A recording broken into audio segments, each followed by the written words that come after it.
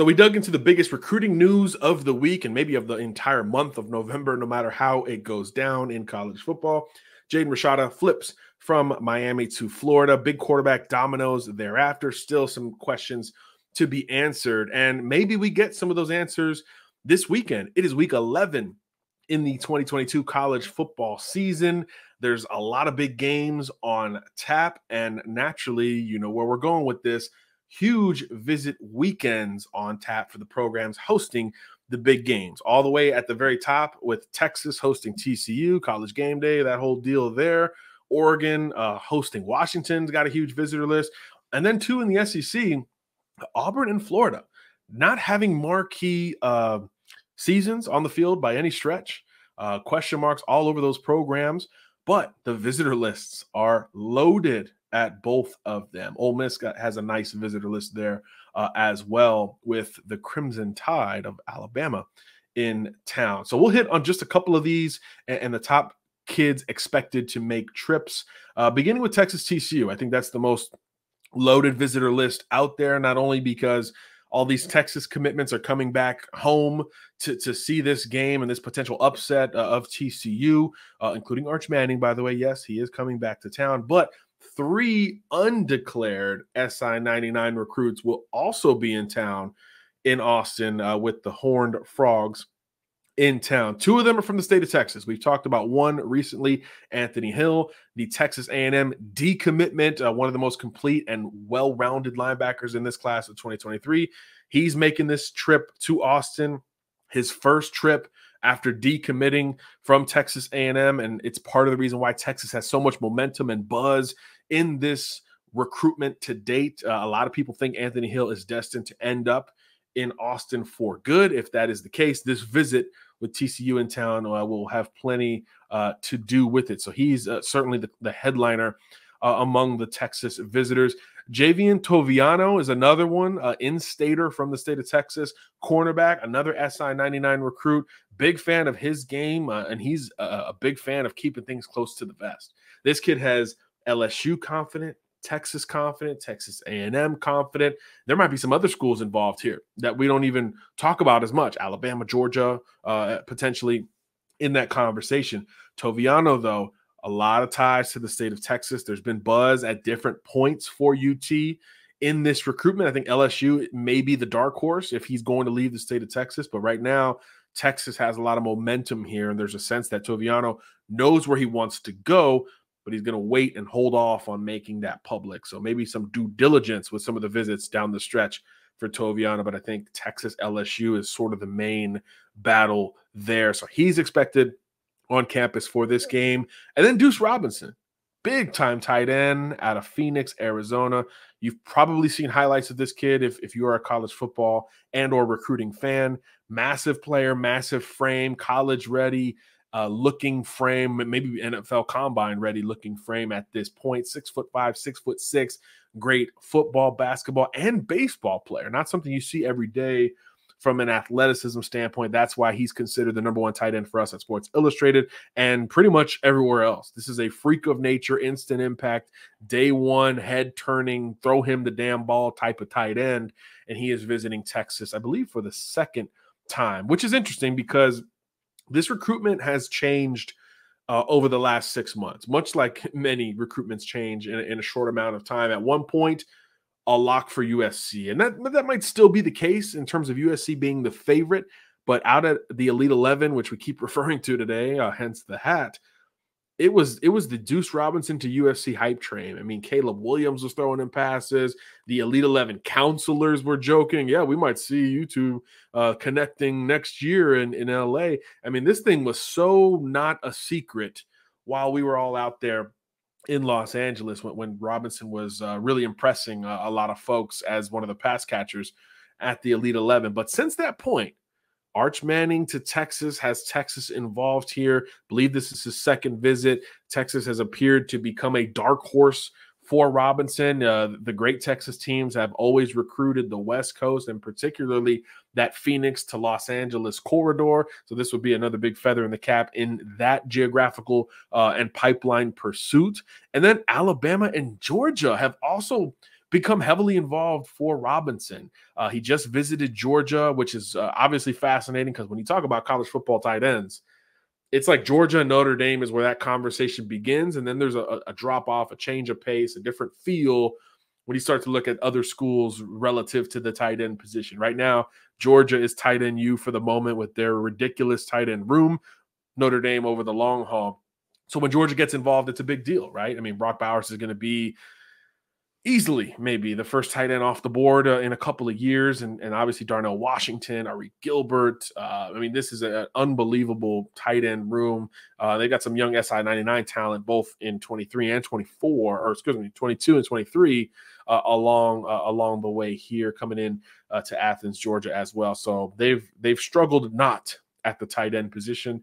So Georgia is never to be discounted. And obviously Alabama at every position, right? I mean, something we've talked about for the entirety of my journalism career covering college football recruiting. If you want any position and Alabama's involved for said recruit, the ears do perk up there. And I think that's the case with Deuce Robinson. Nonetheless, Texas getting him on campus this weekend for the TCU game and a bunch of commits coming back to town. I think is a big deal, as we mentioned, not just Arch Manning, but you got your Jonte Cooks, your Colton Vaseks of the world jumping back on board with another visit to Austin. And then another prospect committed to another school that is certainly interesting here on offense. One local, Jaden Greathouse, the receiver from Austin Westlake, Notre Dame verbal commitment at this point. And then out of state, Jacoby Lane, big, tall, explosive downfield threat out of Mesa, Arizona.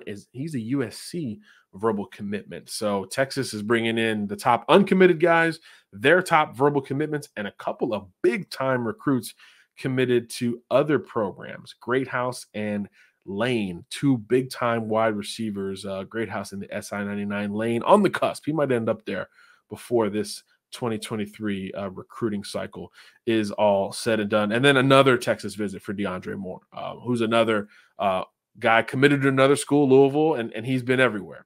Georgia's been involved here heavily, Texas as well. There is a sense that it's not a matter of if he flips from Louisville, but just when and where. When is he going to flip? And is he going to be a Texas Longhorn, or is he going to end up with the defending national champs?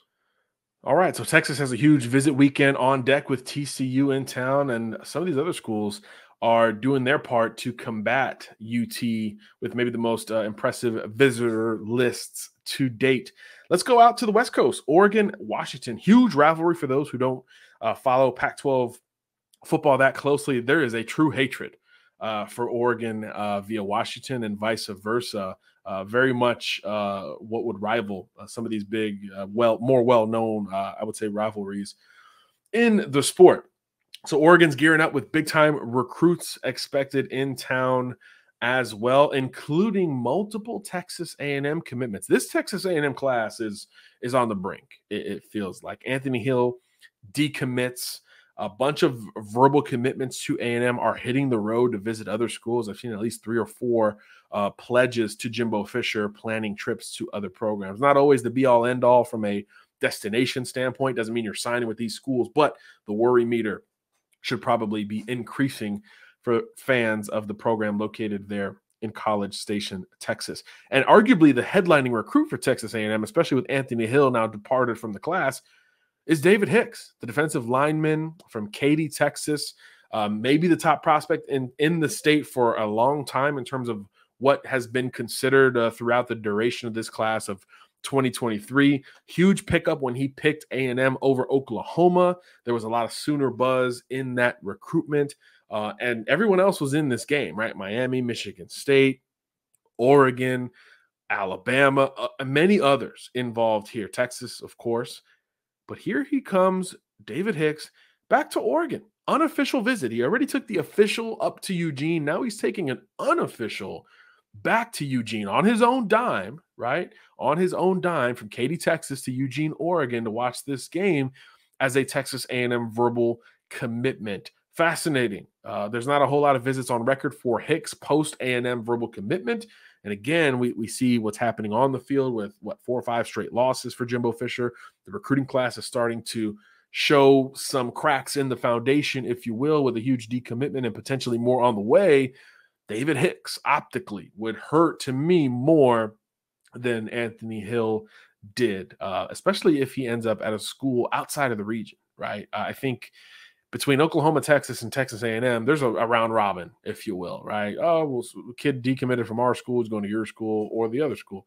If it's out of state, if it's Oregon, if it's the Pac-12, I think there's a bigger sting factor optically for Jimbo Fisher and the long-term play that his contract suggests he is going to be in College Station. Nonetheless, David Hicks confirmed unofficial visitor to Oregon, despite that Texas A&M verbal commitment. And he's not the only A&M verbal commit headed to Oregon. Damian Sanford, the linebacker from Katy, as well as David is, also committed to A&M, also visiting Oregon. Not as much buzz on him, but interesting nonetheless. And we talked about with Texas how it's important for them to get their 2023 verbal commitments back on campus because folks are trying to flip those guys, right? Jonte Cook with Oregon and some other schools. We've heard overtures from Texas verbal commitments elsewhere, really across the bow of this class of 2023. Same deal for Oregon, right? So their commitments coming back home, I think, is a big deal. A few of them that are verbally committed and confirmed to head up to this Washington game are big ones. Dante Dowdle, the running back from Mississippi. Yes, he's from Mississippi, but he's committed to Oregon.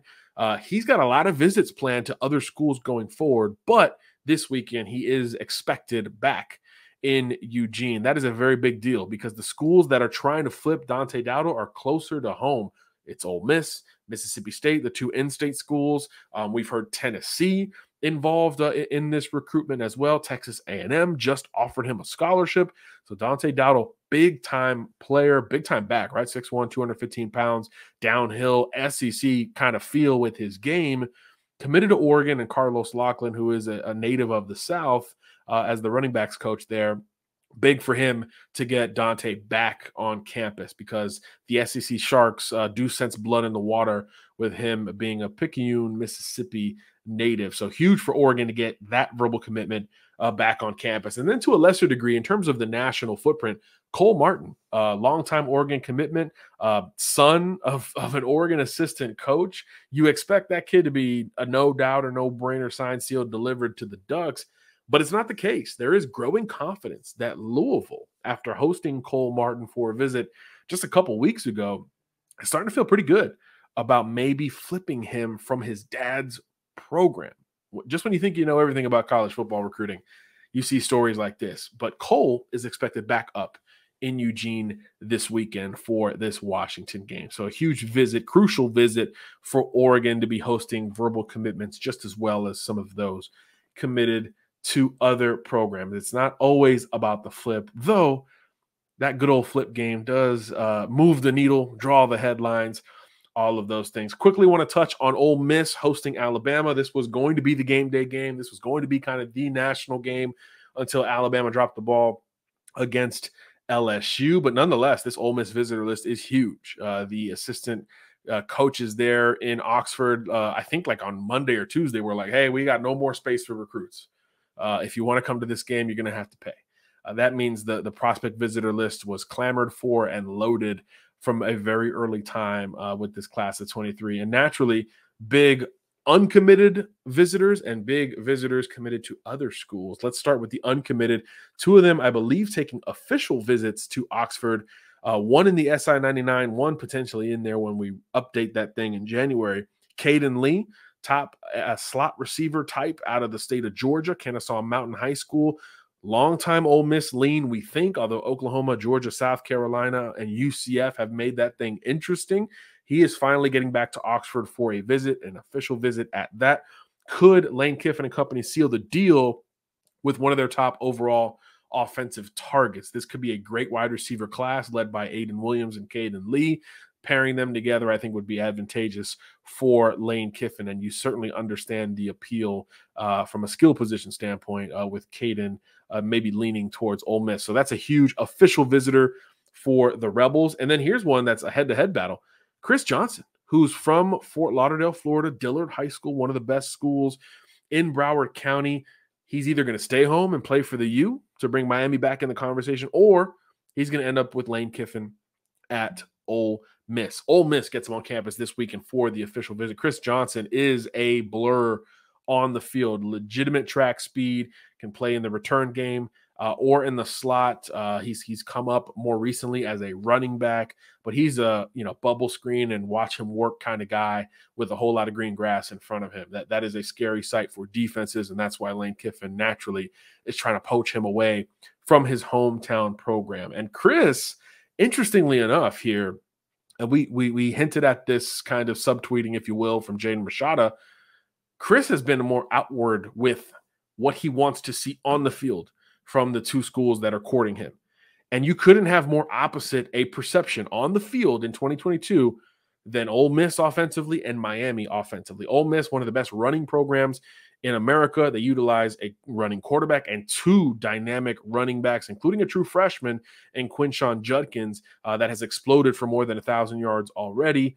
Downhill, in space, in between. Ole Miss is running the ball about as well as anyone. Miami, conversely, banged up in the running back room, banged up in the quarterback room. The offense overall just sputtering this time of year. Didn't score a touchdown, I believe, in the last 2.5 games. Miami hasn't scored an offensive touchdown. I don't know if they got one late against Florida State, but by the time I changed the channel, they had not scored a touchdown, and it was pretty late in that game. So again, interesting that Chris Johnson has talked about wanting to see things from these two programs during the season. If that's the case, you got to feel really good about Ole Miss's chances, especially with him taking an official visit this weekend. And then a couple a couple recruits committed elsewhere important for Ole Miss on campus, both from the state of Alabama. Dakari Nelson, a safety, committed to Penn State. And then you've got an offensive lineman expected, Kobe Keenum, committed to Kentucky. Ole Miss needs more help on the offensive line, so maybe they try to flip a Kentucky commitment from their neighboring state for the Huntsville, Alabama native. Don't have a lot of scoop on those recruits, but anytime a kid committed to school X is visiting school Y, it does kind of capture our attention to a degree. Final thought on Ole Miss as this visitor list continues to grow. A couple important 2024 recruits visiting, not only Boo Carter and Ryan Wingo, arguably the top running back and receiver in the country for 2024. Carter out of Tennessee, Wingo out of St. Louis, Missouri. Two important quarterback recruits expected back in Oxford this weekend in 2024. Walker White, who's probably number one on the board for the Rebels, and then Davi Belfort, maybe number 2 on the board for the Rebels. A lot of those 2024 quarterback dominoes are falling, so getting both of these guys on campus, pretty big for Lane Kiffin and company. So huge deal on the field. He's going against Nick Saban, of course. Last year, he threw the headset in the pregame interview before taking a big L. Very viral, very memeable, as Lane Kiffin often is. So he'll have a lot on the field at stake. And, of course, recruiting often correlates there as well. 2 more games we want to talk about really quickly from a visitor standpoint. Auburn, Texas A&M, huge. A lot of Auburn commitments coming back to town, and a lot of recruits committed to other schools visiting as well. 2023 Miami commitment, Antoine Jackson. 2023 Louisville linebacker commitment, Stanquan Clark. And Pitt wide receiver commitment, Lamar Seymour, all expected at Auburn, along with Bo Hughley, the Georgia offensive line commitment, who has visited Auburn seemingly 5-6 times since the 2023 cycle began. A lot of people expect him to be on a bit of a flip watch there to a certain degree. So that will be interesting to watch going forward. And then the big one for Auburn, for me, is Ruben Bay, the pass rusher, SI-99 recruit out of Miami, Florida, Miami Central High School, huge in that upset of IMG Academy. He had 3 sacks. This kid's had like almost 40 sacks in the last 2 years of high school football and counting, by the way. Miami Central undefeated, rolling into the playoffs. By the time most of you listen to this podcast, they would have kicked off that playoff run. Just absolutely loaded in the pass rushing perspective here. The production is off the charts, 6'2", 225 pounds or so.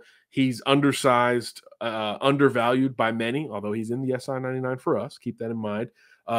the kid's going to wreck shop when he gets to college. There's really no other way around it. One of the best pure football players in this class of 2023, and Auburn gets him back on campus. Auburn is one of those programs, kind of like Nebraska, kind of like Wisconsin, that is recruiting consistently throughout the coaching transition. The culture, the feel, the fit at those schools stands beyond the guy who's holding the headset or clipboard or whatever metaphor we want to use in that regard. A couple other guys visiting Auburn there: Tony Mitchell, Alabama commitment, and then the two top uncommitted recruits in the state of Alabama, James Smith and Quay Rousseau, a couple of front seven players that have been to Auburn about 1 billion times.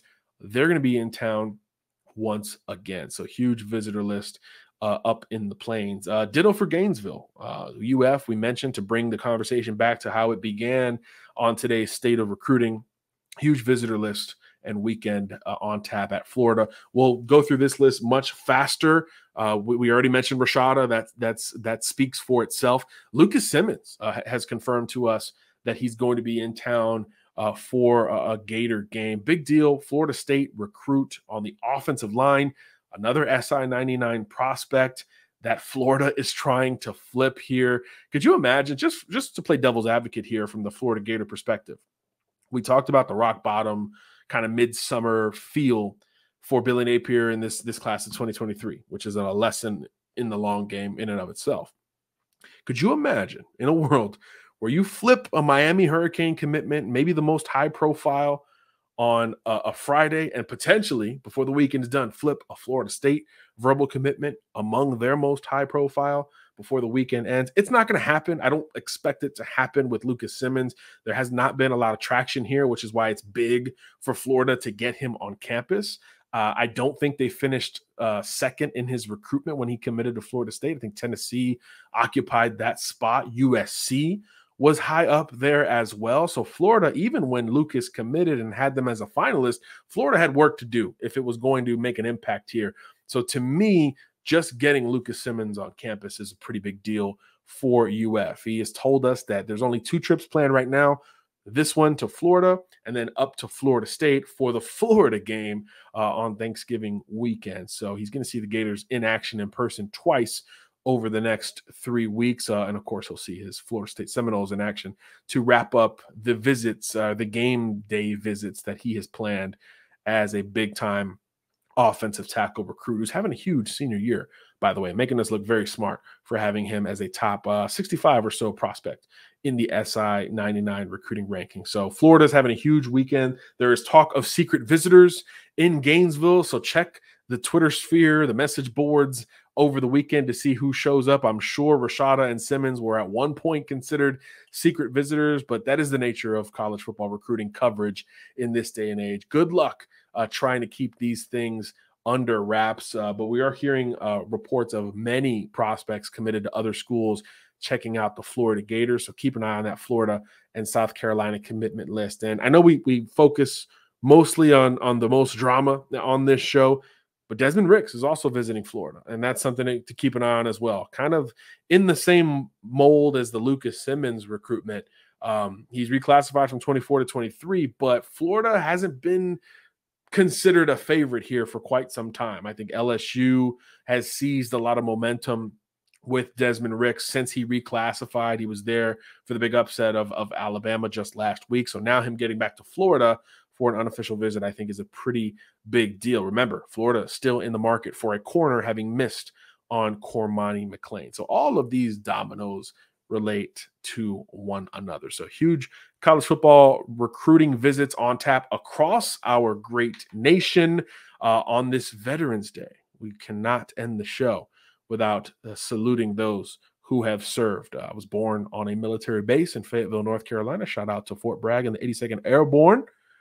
So personally, definitely appreciate you, Pops. Appreciate you, Unc. I have a lot of family members who have served, and all those who served. We certainly thank you. You are among the best of us, as they say.